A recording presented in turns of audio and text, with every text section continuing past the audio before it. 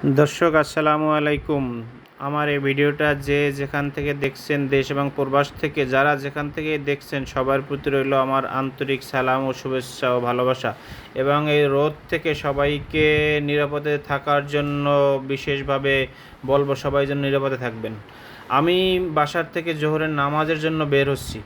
জোহরের নামাজের জন্য বের হব, যখন বাসার দরজা খুলে বাইরে মুখ করলাম, দেখলাম যে বাইরে থেকে এমন এক রোদের গরম ঝলকানি আসছে, আমার মুখে লেগে যাচ্ছে। তখন আমি ছাতা নিয়ে বের হলাম, বের হয়ে নামাজের জন্য যাচ্ছি।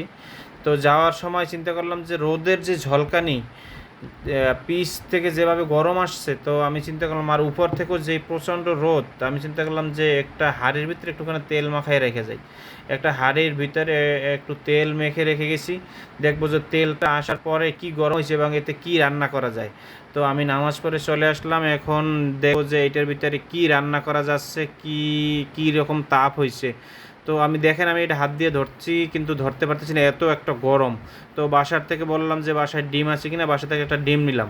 দেখেন এই ডিমটা আমি এখন ভাঙবো, ভেঙে দেখবো ওইটার উপরে ভাজি করা যায় কিনা। বা এই রোদের তাপে, রোদের গরমে, প্রচণ্ড তাপে এই তাপাদেহায় কি অবস্থা হয়েছে, ডিমটা ভাজি করা যায় কিনা একটু চেষ্টা করব। ডিমটা ভেঙে দিলাম, ডিমটা ভেঙে আমি দিয়ে দিলাম। এখন আস্তে আস্তে আস্তে আস্তে দেখেন, আমি ডিমটা দেওয়ার সাথে সাথেই ভিতরে সাদা সাদা হয়ে যাচ্ছে। যেমন আমি, আমার হাঁড়িটা যদি চুলার উপরে থাকে আর যদি চুলাটা জ্বলতে থাকে, চুলার যে আঁচ থাকে, আঁচে আস্তে আস্তে সাদা হয়ে যাচ্ছে, হইতে হওয়ার একটা অবস্থা হয়ে যায়, সেই রকম সেদ্ধ হওয়ার একটা অবস্থা হয়ে যাচ্ছে, ভিতরে সাদা সাদা একেবারে সেদ্ধ হয়ে যাচ্ছে।